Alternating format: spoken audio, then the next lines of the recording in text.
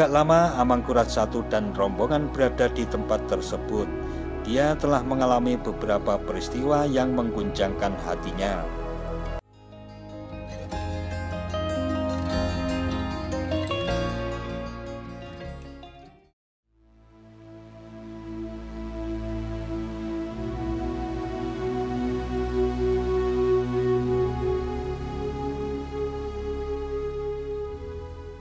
Assalamualaikum warahmatullahi wabarakatuh.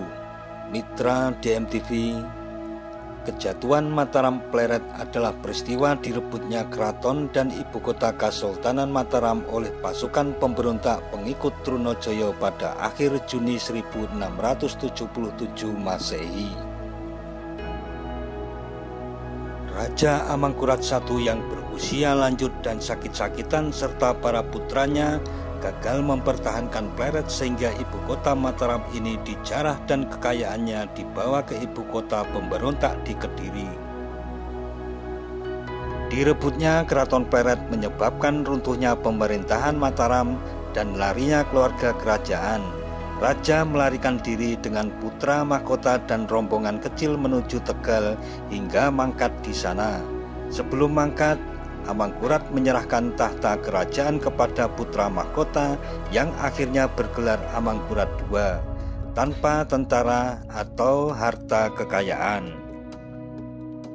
Dilansir dari Aljinet Bumi Ayu, Candi Pancurawis yang terletak di Dusun Langkap Kerajaan Bumi Ayu merupakan situs sejarah bagian dari kisah drama pelarian Amangkurat I tersebut. Nama candi tersebut diambil dari nama seorang kiai bernama Kiai Pancurawis yang pada saat itu berbakti semasa kejayaan Mataram. Berikut kisah yang menyertai keberadaan situs Pancurawis ini.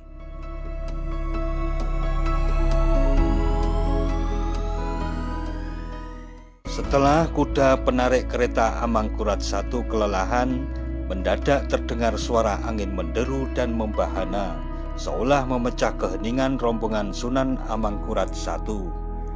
Beliau dan rombongannya merasa seperti ada yang sedang memburunya dengan kekuatan yang sangat dahsyat. Maka, lari secepatnya adalah pilihan terbaik yang dapat dilakukan rombongan saat itu.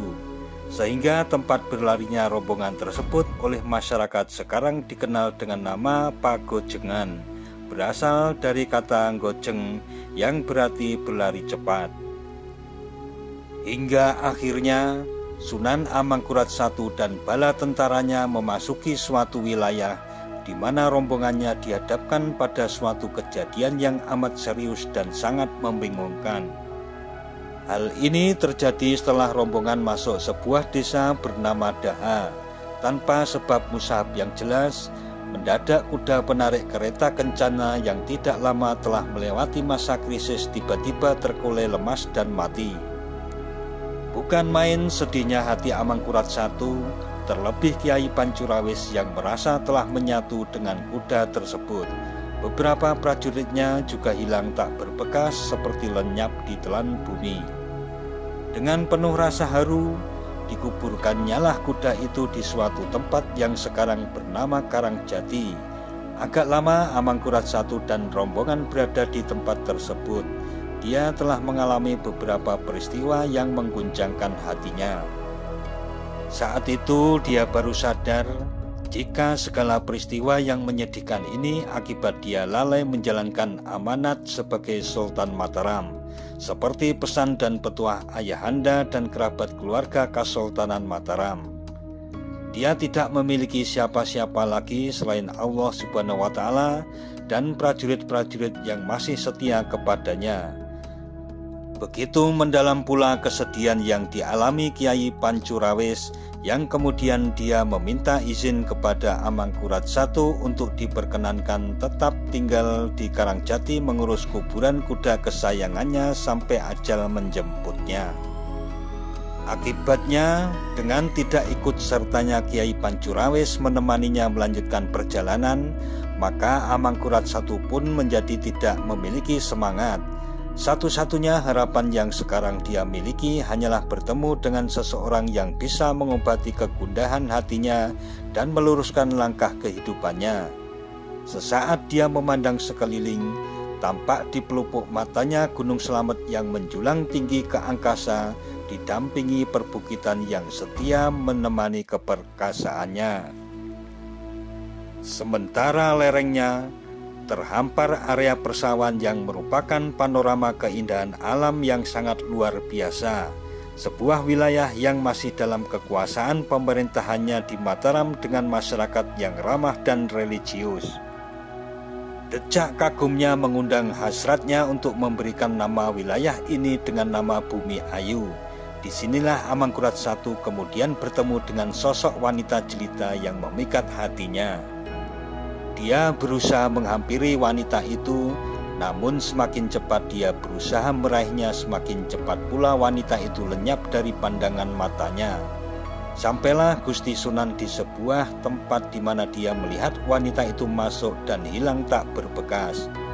Betapa terkejutnya Amangkurat I ketika mendadak muncul suara tanpa rupa yang menasihatinya supaya selalu mendekatkan diri kepada Tuhan, dan untuk memperolehnya dia harus terus berjalan ke arah utara, bukan ke arah barat. Di bawah pohon beringin besar, dia tertunduk lesu sembari menyadari kealpaannya selama ini. Tempat tersebut kini bernama Dukuh Kramat, yang berarti keramat atau wingit atau angker, dan terdapat candi keramat yang dipercaya masyarakat ditempati oleh Nyai Rantansari. Sosok wanita ayu itu juga yang ikut memiliki peran atas penamaan Bumi Ayu ini. Menurut Sunan Amangkurat I, pemberian nama Bumi Ayu ini memang selain memiliki panorama alam yang sangat indah, juga karena wilayah ini dikuasai oleh Nyai Rantansari yang memiliki kecantikan tiada tanding. Sementara itu, desa Daha ini leluhur dan pendirinya berasal dari negara Daha. Di desa tersebut yang termasuk di Kecamatan Bumi Ayu juga terdapat suatu tempat bernama Candi Nyai Rantansari yang dipercaya memiliki hubungan dengan Candi Keramat di Bumi Ayu yang juga Nyai Rantansari sebagai danyang yang bau rekso tanah Bumi Ayu.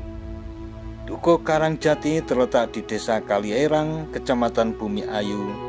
Terdapat sebuah tempat dimakamkannya Kiai Pancurawis dan kuda kesayangannya yang sekarang tempat tersebut dikenal masyarakat dengan nama Candi Pancurawis. Sampai akhir hayatnya, Kiai Pancurawis yang memiliki kelebihan-kelebihan tertentu kemudian ditokohkan oleh masyarakat sekitar. Dia dimakamkan di samping kuda kesayangannya sesuai dengan wasiat sebelum wafatnya. Masyarakat mempercayai sosok Nyai Rantansari adalah sebagai danyang atau sebangsa jin perempuan yang masih memiliki ikatan dengan penguasa pantai selatan, Nyai Roro Kidul. Konon dia suka memakai pakaian hijau pupus, maka kepercayaan masyarakat Bumi Ayu adalah pantang bagi orang memakai pakaian dengan warna yang sama saat masuk ke Dukuh Kramat, terlebih saat memasuki kawasan Candi Kramat.